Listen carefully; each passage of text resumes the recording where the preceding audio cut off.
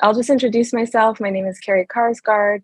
I'm currently a postdoctoral fellow at Arizona State University and happy to be hosting this Earth Month speaker series hosted by ASU's Education for Sustainability and Global Futures Learning Futures Collaborative and the Office of Global Engagement at the Mary Lou Fulton Teachers College. And we're also collaborating with the Regional Center for Expertise on Education for Sustainable Development here in Phoenix. So we have a lot of folks, they're actually representatives of all of those groups here in the audience today and members of them as well. But we also have guests joining us from around the planet. So thank you to all of you in your cold weather, warm weather, late nights, pajamas, wherever you are. We're really glad that you're here and glad to hear from Mark and James today. And so I'm co-hosting with Dilraba, and maybe Dilraba, I'll let you introduce yourself and our guest speakers before we get started. Sure. My name is Dilraba. I am happy to co-host this event. I'm a second-year PhD student here at ASU in Education Policy and Evaluation Department, and I'm interested in rural and environmental education. So you can see here two authors, and Dr. James Damico is a former elementary and middle school teacher from New Jersey. He is currently a professor of literacy, culture, and language education in the Curriculum and Instruction Department at Indiana University, Bloomington. He's an author of many publications that emphasize critical literacies and inquiry-based teaching and learning. Since 2008, he has been teaching and researching about global climate change and exploring ways to challenge climate denial and advance ecological justice. This includes writing and performing songs as he finishes a new album to be released in fall 2023. His most recent book is titled, as you know, How to Confront Climate Denial, Literacy, Social Studies, and Climate Change, published by Teachers College Press. For the past 2 decades, James has also led the design and development of web-based teaching and learning platform and related tools used by hundreds of teachers and thousands of students around the world. Thank you, James, for being here. And Dr. Mark Baildon is an associate professor of Foundations of Education and coordinator of international collaborations and partnerships in United Arab Emirates University College of Education. Prior to joining United Arab Emirates University, Mark was professor of humanities and social studies education for 15 years with the National Institute of Education in Singapore. While at NIE, he served as Associate Dean of Partnership and Analytics and the head of Humanities and Social Studies Education Academic Group. And he led several innovative interdisciplinary curriculum and technology development projects. He has taught social studies in the US, Israel, Singapore, Saudi Arabia, and Taiwan, and he is current board member of Warm Heart Worldwide. It's a nonprofit community development organization. He has published 5 books and many scholarly articles about global citizenship, education, literacy education, and inquiry-based learning. Thank you. Thank you. Well, thank you, Dilraba, for such a warm welcome, and Carrie for the invitation. Mark and I are just really excited to have this opportunity to talk with you today about our work and to learn more about the work you're doing. We've been inspired by the Global Futures work at ASU. So as Dilraba mentioned, we're former classroom teachers, and we're also, for the last 2 decades, have been working together on a range of projects as university-based educators and researchers. And what has really animated our kind of joint efforts has been a commitment to inquiry-based teaching and learning about complex, multifaceted topics or problems that are inherently multi or interdisciplinary, like globalization, healthcare, and of course, climate change. And a civic media lens has kind of guided much of our work with climate change. Media literacy, because we emphasize working with digital media, online texts, and information sources. And the civic dimension is also crucial because it's dealing with climate change requires civic engagement, and in particular, dialogue across different views and developing shared understandings about climate change. And this includes creating the conditions for students across different academic disciplines and backgrounds with different climate change beliefs to evaluate websites that often have conflicting claims and evidence about climate change. So our goal today is just to talk with you about some key aspects of the work that can be found in our recent book. We want to briefly outline our climate denial inquiry model, highlight critical literacies for working with denial. We want to discuss some key contexts of climate denial that need to be considered and investigated, identify some inquiry pathways to examine climate denial through, again, inter or multidisciplinary perspectives. And we want to conclude with some thoughts about this movement from climate denial to ecological or eco-justice with an idea of different stories we could live by.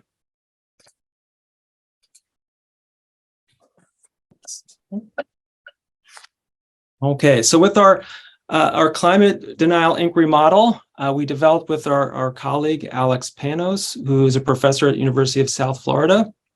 And for us, this model helps us identify what we need to inquire into or investigate and how we can conduct these investigations.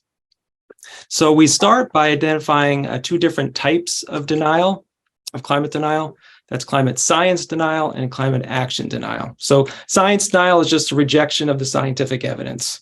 Action denial is accepting the science, but refusing and being unwilling to take the timely necessary action to address the climate crisis. We also need to investigate stories we live by. This comes from the work in eco-linguistics, Aaron Steibe and others.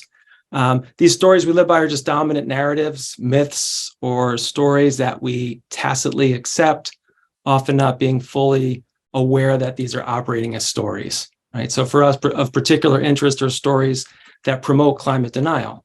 Stories like humans are the center of existence, separate from nature.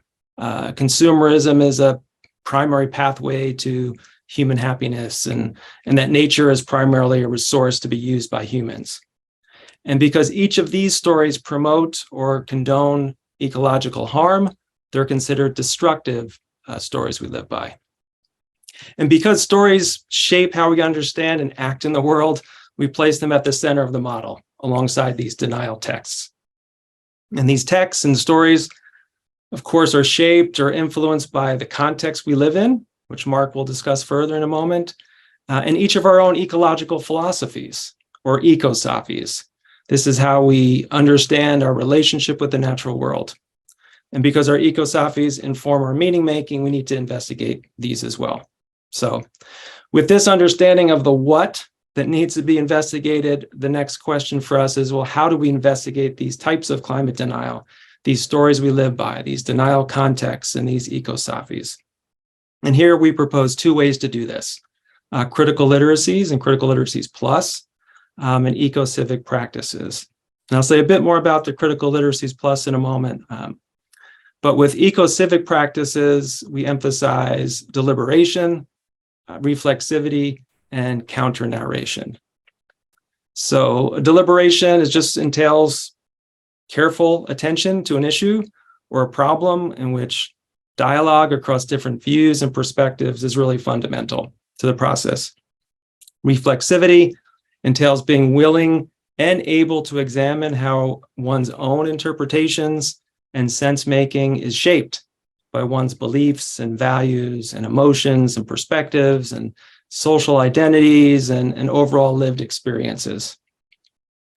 And with counter-narration, we can examine both dominant and non-dominant or marginalized narratives or stories in our political and social discourse. So to help counter climate denial narratives, we can, for example, emphasize indigenous narratives of place, stories that champion climate-centered racial, gender, and economic justice, as well as stories of youth-led climate activism. And as this climate denial inquiry model suggests, our goal is to move toward what we're calling these stories to live by, and eco-justice stories to live by. So I want to just dedicate a few more minutes to talk about critical literacies. So a core goal of critical literacy in general is we need to discern how do texts work, with what consequences and in whose interests. So, and we found that climate denial texts call for particular kinds of critical literacy questions and perspectives that directly target climate denial techniques and tactics. And that's the reason for our designation of critical literacy plus. We really want these questions and tools to target the denial tactics and techniques. So let's consider when we might want or need to enact these critical literacies plus. So consider a social media post. Maybe it's a Facebook video, a tweet, an Instagram post, or a TikTok video that suggests or claims that climate change or global warming isn't really happening, or that it's happening, but it's due to natural variation, not human or industry caused. So that would be an example of climate science denial. It's a rejection of the climate science consensus. So whenever we see a source of information that rejects the science in some way, we can use this framework of FLIC. This is advanced by John Cook, who's a climate change communication researcher. And so we can look at, if it's climate science denial, most likely there's use of fake experts in that text. There's logical fallacies. There's impossible expectations. There's cherry picking of data. And there's some trace of conspiracy theories. One or more of these tactics is usually on display when we see a climate science denial text. So that's a really useful, simple framework that we can teach people how to use it. We can identify this type of climate science denial. And John Cook has a wonderful app, and along with a book that's kind of a comic strip called what is my crazy uncle in climate change or something? Cranky Uncle. That's right, not crazy. It's Cranky Uncle, my cranky uncle in climate change. It's a really great app too that you can play around with. So, science denial, let's use FLIC. Let's use that framework. So now we can consider another example. Maybe it's a YouTube video from an oil company or other energy corporation that accepts the climate science, but is not taking necessary actions to address the problem, right? So instead, the emphasis there is to delay what needs to be done. So this is an example, that would be an example of climate action denial. And when this is the case, one or more of these discourses of delay or denial frames are likely evident. So for example, fossil fuel corporations are notorious for redirecting responsibility from their own business practices and actions to individuals, right? One of the most infamous examples is the carbon footprint campaign launched by the oil company BP that got us all to fret about our individual emissions rather than direct our attention and energy at the fossil fuel industry. And that was back in 2005, 2006. And fossil fuel corporations, and again, aided and abetted by public relations companies and media companies, are also wildly skilled and proficient at a range of greenwashing tactics. These attempts to portray an ecological image while core business practices persist. So Mark's going to extend this exploration of climate denial, of our climate denial inquiry model, by considering some context of climate denial, some potential inquiry pathways to pursue, and this idea of stories to live by. Thanks, James.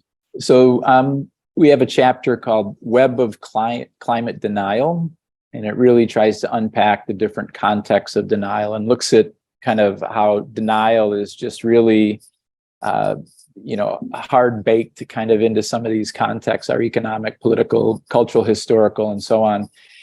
And so we take some time in the book to really take a look at these different contexts. And so for economic context, we look at everything from the Industrial Revolution and industrial extractive capitalism to neoliberal and global capitalism. We look at things like, we basically start that chapter looking at the climate denial machine. And so we draw on the work of Dunlap and McWright. But these contexts are really kind of the stuff of social studies. So this is, the content for social studies inquiry. And so, we look at everything from consumerism to profit motivated denial. And there's a long history of different corporations who have, engaged in different forms of denial. Barbara Fries has a nice book called Industrial Strength Denial that looks at denial in different, going all the way back to the slave trade, to the tobacco industry and so on. So really looking at how the system of capitalism plays a significant role in denying climate change. We look at consumerism, some of the metrics like GDP, gross domestic product, and so on.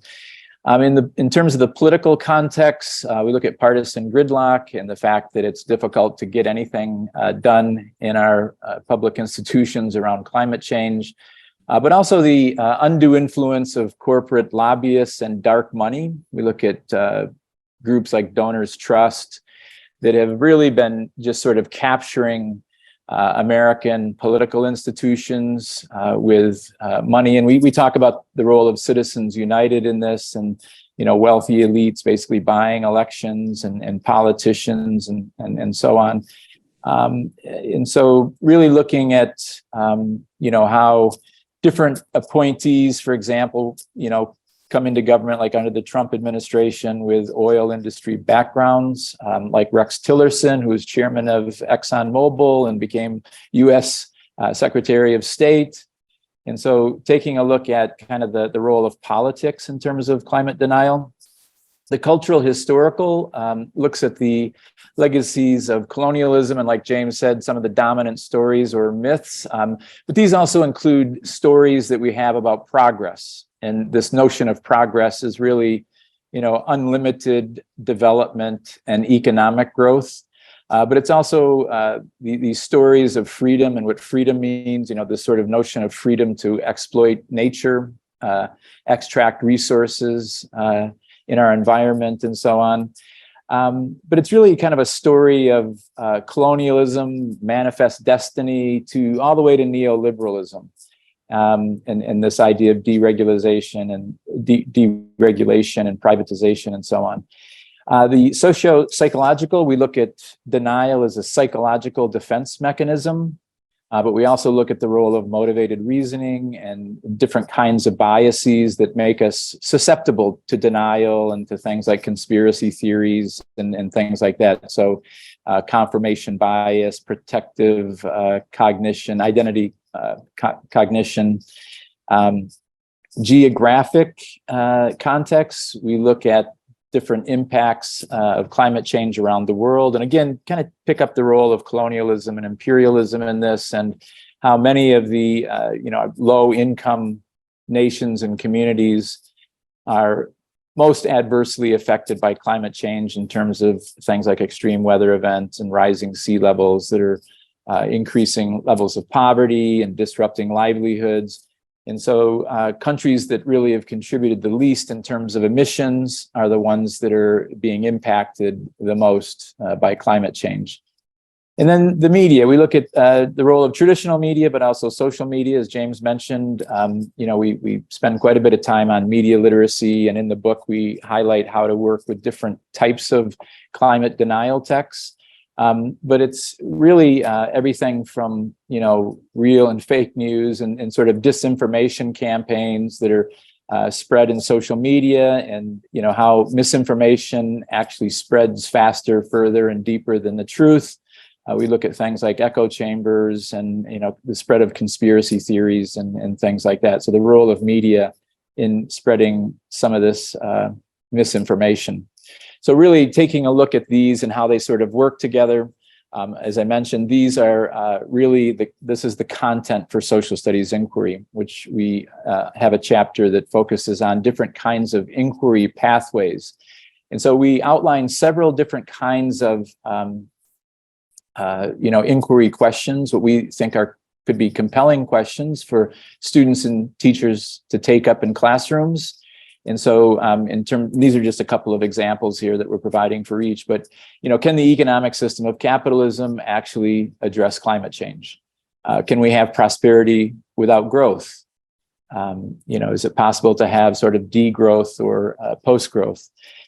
Political questions are, what has been the role of government in promoting climate denial? And how do stories of freedom advance or challenge climate denial? With the cultural historical, was the climate crisis avoidable? So we take students back through to the early 60s when the fossil fuel companies were sponsoring scientific research that actually was quite accurate and saying that climate change is going to global warming is going to have significant effects on the planet in terms of human populations. What historical narratives, as we James mentioned, stories that we live by are central to understanding climate denial. Socio-psychological questions include how do mechanisms of climate denial work, and how is climate change and climate denial affecting society? There's a lot of work, for example, around the impact that it's having in terms of anxiety for young people around climate. So we look at some of that as well. The geographic inquiries are, how does global north-south divide inform explanations of climate change and denial? And then, a more personal inquiry might be, how does climate denial affect my own life? Or how is it part of my life and my family and my community? And then media inquiries would be, in what ways should social media be regulated to prevent the spread of climate misinformation and denial? And should media companies accept fossil fuel advertising dollars? So looking at the example of tobacco, it provides an example that students can kind of take up and see if the same should apply for fossil fuel advertising. So James has mentioned the stories we live by, and some of these we find to be quite destructive in terms of the harm that they create. So this idea that we're the center of existence and separate from nature, and that nature is something to be exploited, that the primary goal of society is unlimited growth, and that consumerism is the main pathway to happiness. So towards the end of the book, we try to move towards, thinking about eco-justice, ecological justice. And so we propose 3 stories to live by. And these, again, are stories that we want students to engage with and to think about and to come up with their own stories and look for other kinds of stories to live by. And so one is, again, these are sort of counters to the destructive stories that we live by, that all life is to be treated with respect, care, and responsibility, especially for our most vulnerable populations and species. So there's a sense of, obligation and commitment to care for the most vulnerable among us.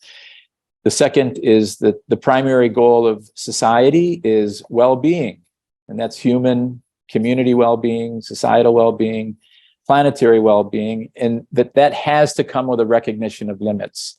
And I don't know how many of you were at Peter Satoris's talk last week, but I know in his work, he's talked quite a bit about post-growth and degrowth, and that, even the idea of green growth is, if we continue to think that we can have this kind of unlimited growth, it's not the road that we need to be taking.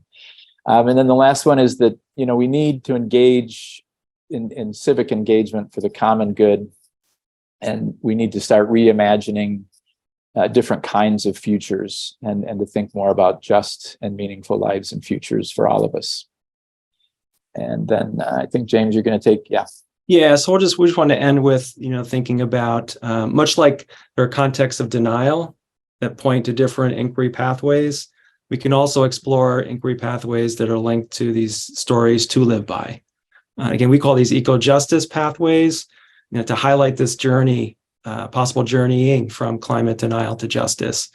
These pathways emphasize restorative justice, decolonization, rights of self-determination, developing intersectional partnerships across movements and organizations for climate justice, protection of human and cultural rights, gender equality, equity, redistributions of wealth and resources, again, rather than perpetual growth, sharing the benefits and burdens of climate change equitably, and inquiries into more sustainable life and just transitions, whether it's Green New Deal, Project Drawdown, energy transitions, renewables, carbon removal, et cetera, and more holistic and ecological visions of life, accessing and building upon indigenous traditional forms of wisdom and relationships, and again, altered visions of society, economy, politics, and the future. And there's a lot to learn from inquiring into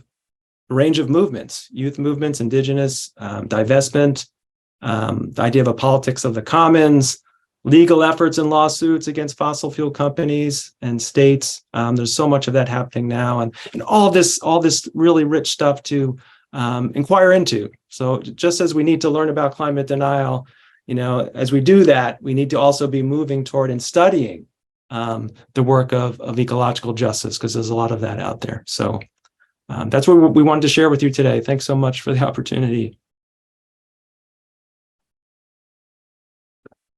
Thank you so much, James and Mark, for that overview. And it was such a good introduction for the book for those of us who haven't quite read it yet and have just received our copies, as I mentioned earlier. And so we're going to have a little bit of a chat about the book. Dilraba and I have prepared some questions, and I want the audience to know that you're welcome to put questions in the chat anytime for these two, and we will draw them into the discussion as well. So as questions arise, please put them in the chat or raise your hand and we'll bring you into the conversation as well.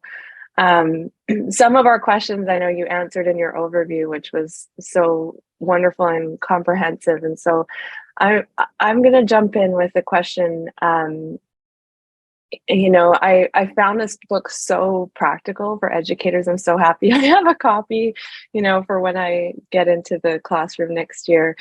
And I love the focus of the book on critical literacy and how it addresses not only literacy skills, but also considerations of the broader context of denial that you just walked us through, the economic, political, cultural, etc.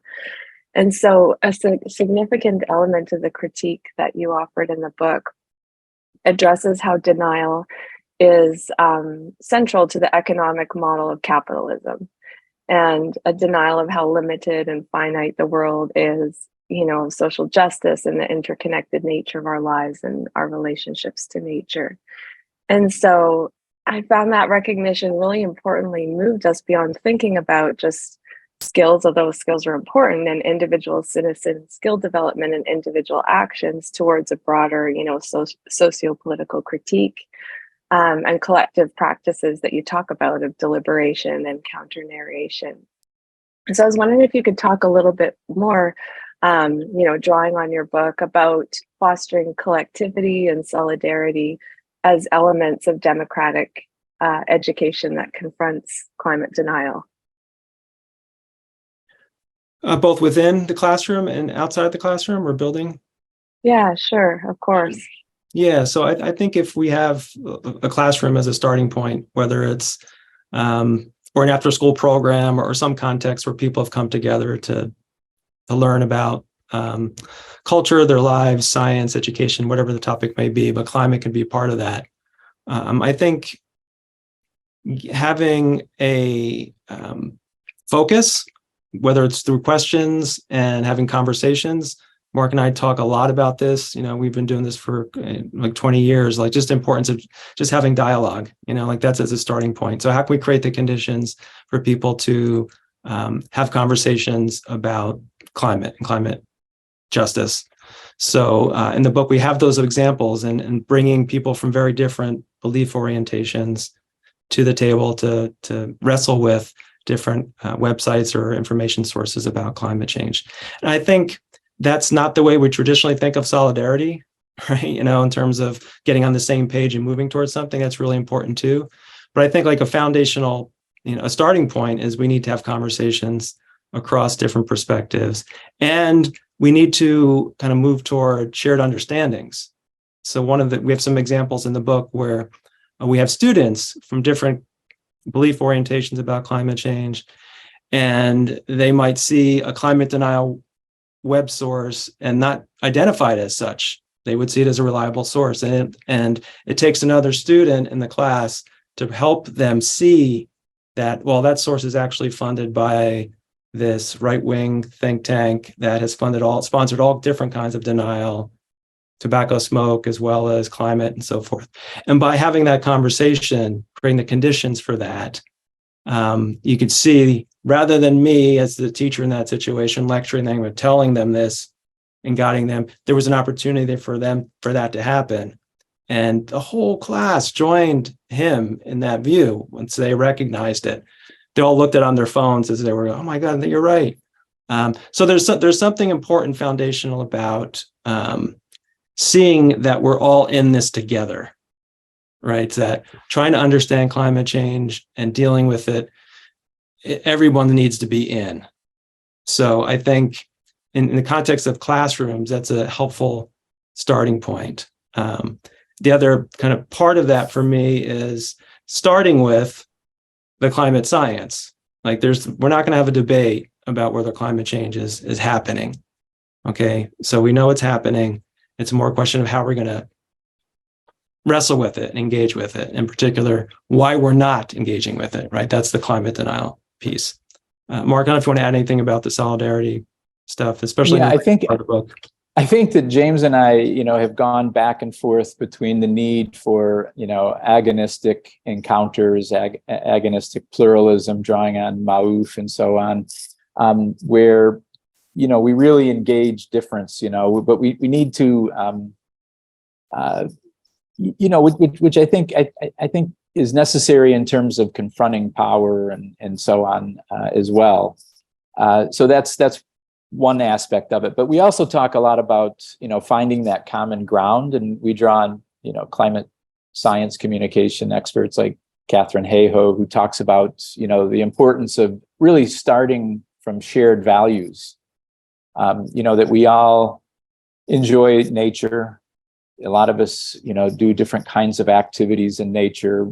We all want a better future for our kids or maybe our grandkids. That we have these sort of shared values that we can kind of, start from. And so having that kind of common ground. So I think, what James was mentioning is, at the end, we want them to have some kind of shared understanding through the processes of dialogue and deliberation, and whether that's around texts or issues related to climate. But, I think at the start too, it's trying to find some common ground. I think this is sort of behind ideas of like deep canvassing and some of these things that I think are important for bringing people in, bringing people into a movement or, building that kind of solidarity. Yeah, I'll just add one more quick point about that too. The idea of solidarity, I think when it comes to kids and inquiries in classrooms, that could be studied. Like, well, what does that mean? And, I think, and we reference Heather McGee's book, and she talks about the solidarity dividend and how, people from disparate groups and disparate races, for example, in her work, can come together around not only shared values, but commitments to action and to redress different inequities in a system. So I think this idea of eco-justice stories to live by, these are, we need to investigate them and learn from all that work. Thank you so much for that. And you're right, we do have those examples, to turn to. There's evidence of collectivity and solidarity around us, even in relation to climate. And in our, just being situated in the US, although it's not that different in Canada, so I feel like we've lost this ability to speak across that divide, that you're talking about, as far as finding common values, finding ways to bridge this left, right, red, blue, whatever you want to call it, in order to address the issues. And I found your book was really helpful, like very concrete in thinking that through. So thank you for that. Dilraba, I think you have a question. Oh, yeah. So to build up on this, how we are divided sometimes, especially politically, maybe, I wanted to ask just to emphasize the importance of media and how industry-driven, like politically infused media perpetuates this climate denial, misinformation, and this different by using different framings, like greenwashing and woke washing techniques, as you gave example of like freedom gas, clean coal, or like fuel. So of course, the first step is to identify these fallacies and misinformations, but also you touched upon greatly about like reliability and critical reflexivity in everyday life, both in classroom but outside the classroom as well, especially in spheres of like activism and civil participation. Can you talk about like these connections between like media and civil participation? Yeah, that's a big question. I mean, we spent a lot of time thinking about media and media literacy, and that's where we've been working with this idea of civic media literacy for quite a while now, because we want to see them all entwined, right? In terms of how so much of our lives are mediated by texts and information sources that are digital, that are coming through different networks, right? So how we make sense of those texts it's a civic responsibility as we see it, right? Because they shape how we are in the world. So if we have that as a foundational, again, starting point and thinking of this work of media literacy and weaving in the civic dimension is foundational to that. And I think the real one of the challenges that we're presented with living in this culture is about which sources do we trust, and when and why do we do that? So there's no shortage of information sources out there that are steeped in different facets of climate denial. Now, climate science denial is less prevalent now than climate action denial. There's not no fossil fuel company is going to say climate science doesn't exist now. They've been pressured enough. The evidence is out there, but the action denial really takes, it takes a lot of that reflexivity and vigilance and communication, again, across differences to try to understand that. I think when we can situate concrete examples that make the issue a civic issue, so in local context, what's happening, how can we understand the way the issue is being framed at the local level, and through the media, local media sources, or how it links to larger media sources, and then have that those critical questions and critical lenses, and be in conversations with others about those local issues, right? Because so much is happening at the local level, right? It's easy to live in the world of the national level or international level when we think about global climate change, but it's really important to have those conversations with our neighbors, even with our family members, and like what's going on here in my town, what's going on in my neighborhood, what's going on in my house, and like that. There's this ever expanding array of possibilities to have those questions. Let's explore those questions.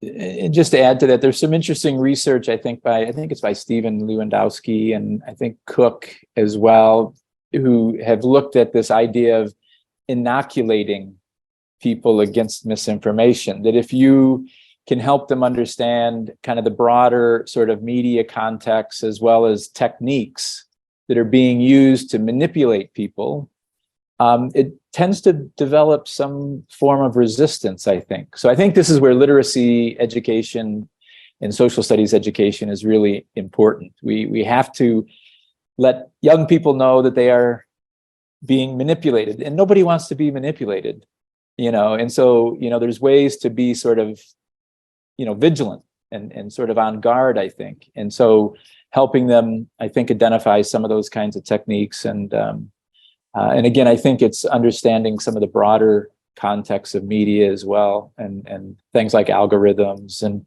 these sort of echo chambers and things like that. So, I mean, I think kids have to just become incredibly media savvy in a very different way, much more critically than they are, and start to kind of question some of these kinds of things that are just part of, it's like the air that they breathe, but yeah. Especially they're so into their like social medias, and you're right about algorithm. If you look like one video, that's it. It's like connected to, and it goes and goes. Yeah. Yeah. Carrie.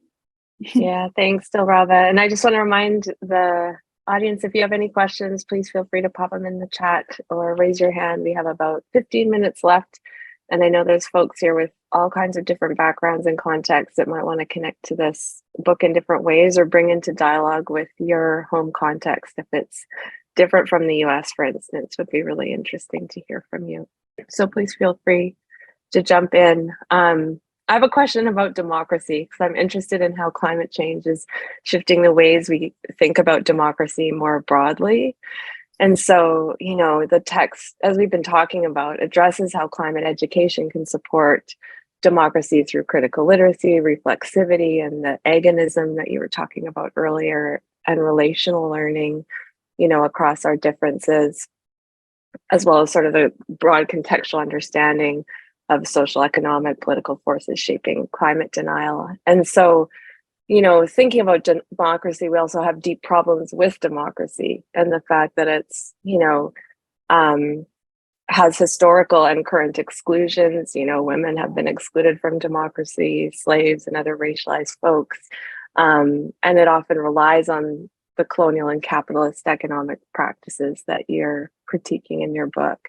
And so I'm wondering if throughout all of your work, you know, you've started to think about how climate crisis and the denial context might stir a reimagining of democracy, you know, away from some of these violences and what that might look like in education. You know, do we need a democracy refresh?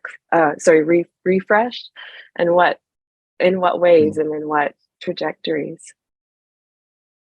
Yeah, another great big question to kind of think through. I mean, at least, Mark, you want to start? I have a response, but you want to? No, go ahead. Okay. I'm thinking, you know, for me, a lot of it, in terms of part of it, we're living in a polycrisis, right? And people have understanding like climate change is connected to crisis in democracy and other crises around the world, right? So they're kind of intersecting in that way. So crisis of democracy is connected to these bigger crises, right? So I think at this historical moment for me, and my background is in literacy and language, so that's why I'm going to come at it this way.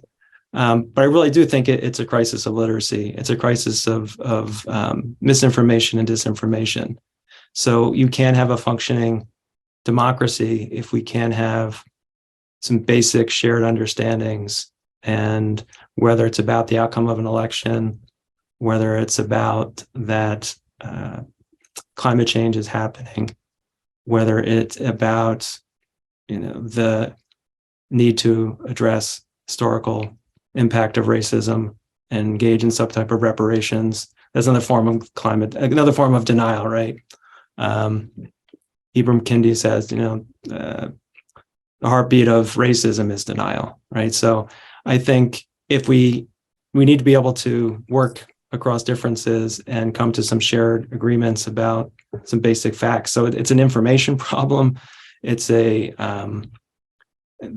the core starting point for me. It's like how we engage the world that mediates our experience. And so much, again, is digital texts, these information sources.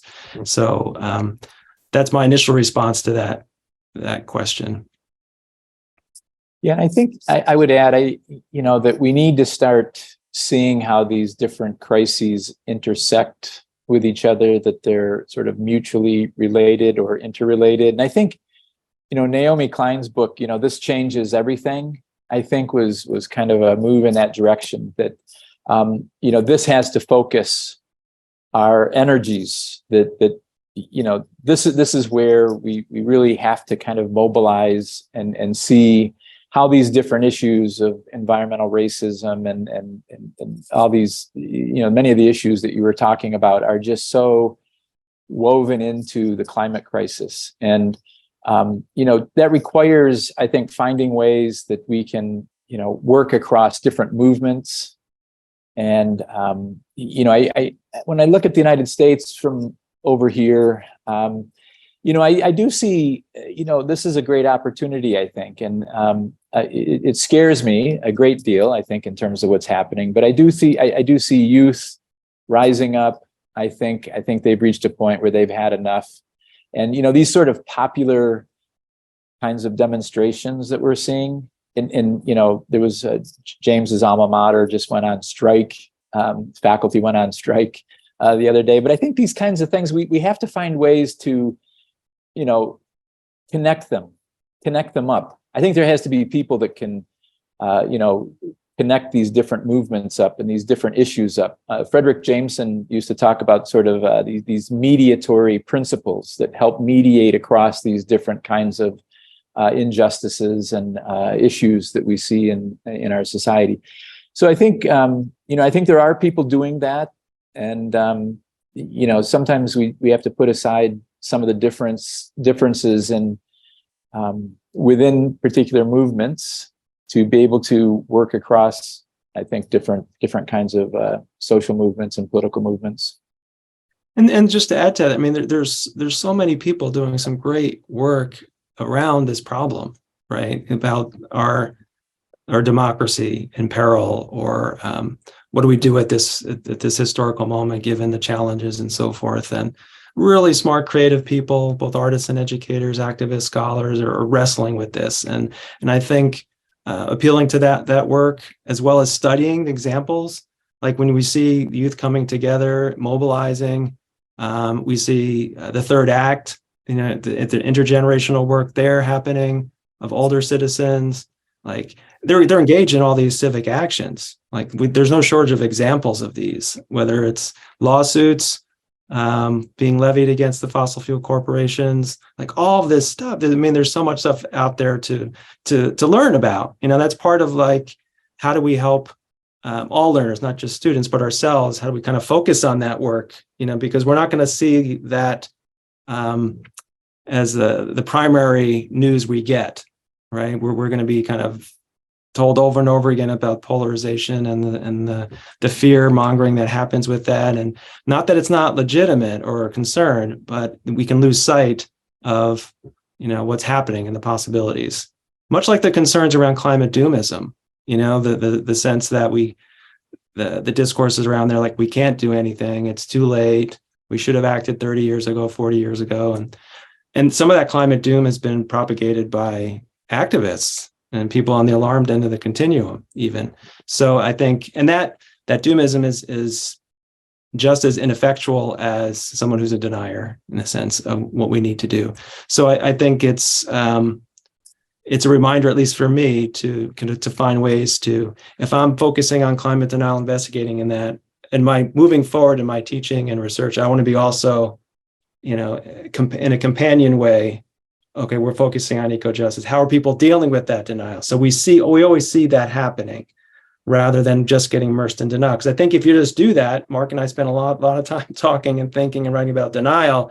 So we got to move from there, because that's not the best place to be, even if it's somewhat empowering to be able to identify, right? That is empowering. It's empowering for kids of all ages when they can identify, wow, that's how we're being manipulated. That's the techniques they're using. Wow, I could see that now. They feel good about that. They feel empowered. That's a key step. We also need to show them, okay, here's all this other work that's going on. See how empowering that is.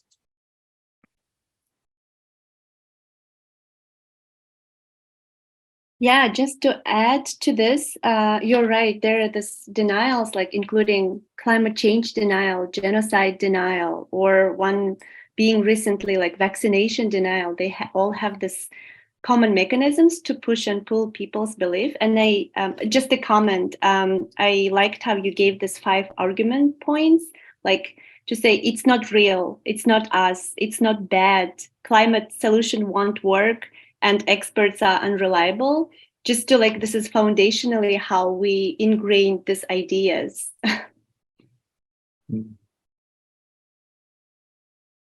Thank you so much for that. I have a really practical question, as an educator, and both of you are educators.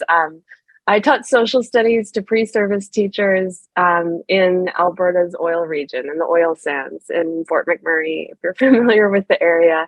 And, had, as a person working in the climate area, was really interested about, around the difficulties of working with these teachers and talking about climate issues, especially as their identities and their economy, I think probably the two were really, really bound up in climate denial. So, they both, their families relied on the oil industry. Most of them, their husbands worked in one way or another in the oil patch.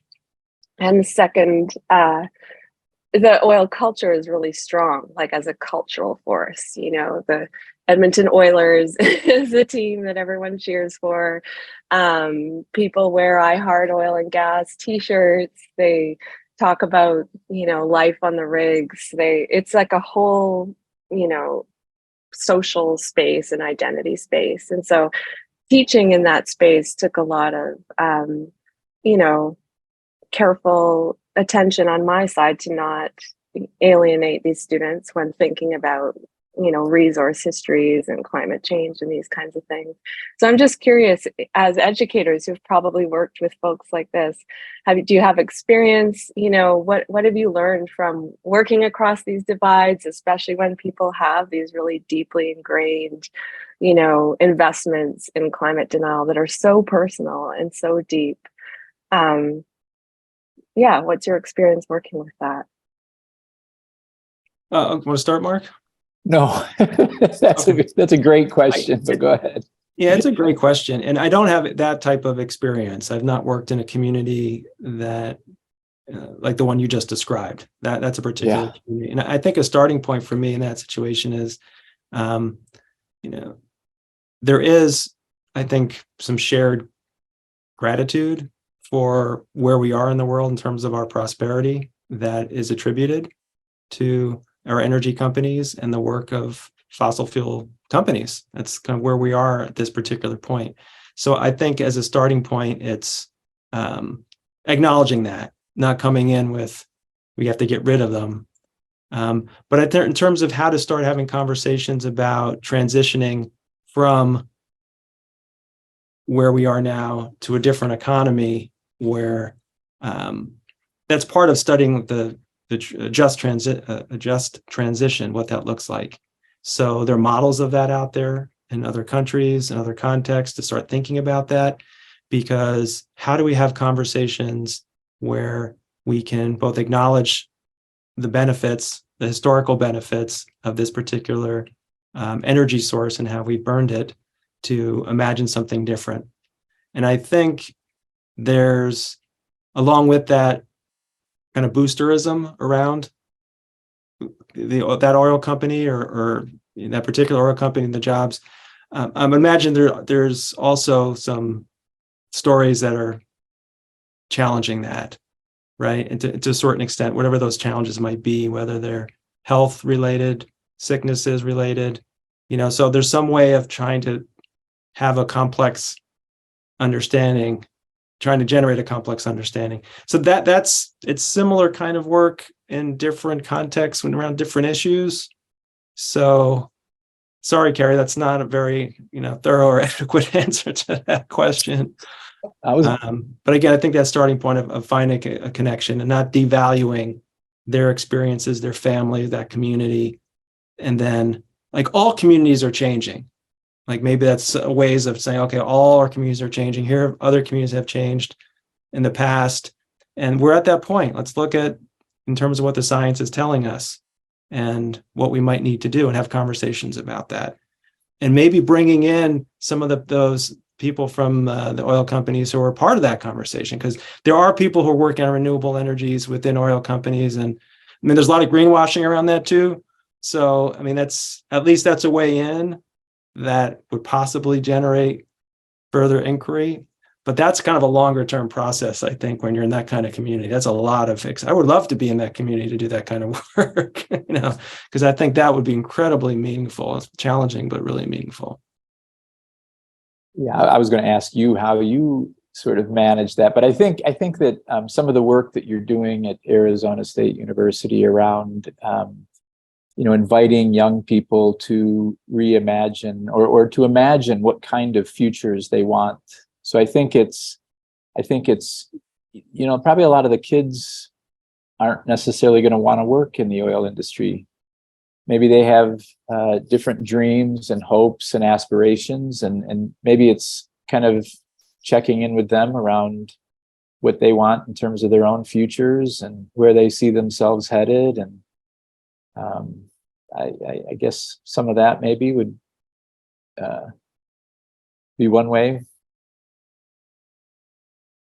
Yeah, that's true.